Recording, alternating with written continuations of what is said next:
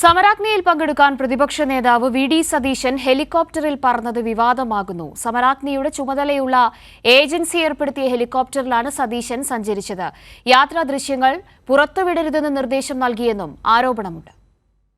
KPCC. നേതൃത്വത്തിൽ നടക്കുന്ന സമരാഗ്നിയിൽ പങ്കെടുക്കാൻ പ്രതിപക്ഷ നേതാവ് വി.ഡി. സതീശൻ ഹെലികോപ്റ്ററിൽ പറന്നത് പാർട്ടിക്കാർ തന്നെ വിവാദമാക്കി. സമരാഗ്നിയുടെ നടത്തിപ്പ് ചുമതലയുള്ള ഏജൻസി ഏർപ്പെടുത്തിയ ഹെലികോപ്റ്ററിലാണ് സതീശൻ സഞ്ചരിച്ചത്. നിയമസഭാ സമ്മേളനത്തിനിടെ കണ്ണൂർ, വയനാട്, കോഴിക്കോട് എന്നിവിടങ്ങളിലെ യോഗങ്ങൾക്ക് സതീശൻ ഈ ഹെലികോപ്റ്ററാണ് ഉപയോഗിച്ചത്. പക്ഷേ യാത്ര പരമാവധി രഹസ്യമാക്കാൻ സതീശനുമായി അടുത്ത കേന്ദ്രങ്ങൾ പ്രത്യേകം ശ്രദ്ധിച്ചു.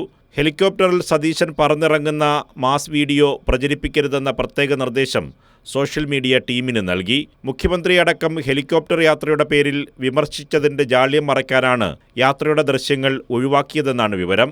എന്നാൽ ഈ ദൃശ്യങ്ങൾ മറുവിഭാഗം പാർട്ടി പ്രവർത്തകർ തന്നെ സോഷ്യൽ മീഡിയയിൽ പ്രചരിപ്പിച്ചതാണ് പുതിയ വിവാദത്തിന് വഴിവെച്ചിരിക്കുന്നത്.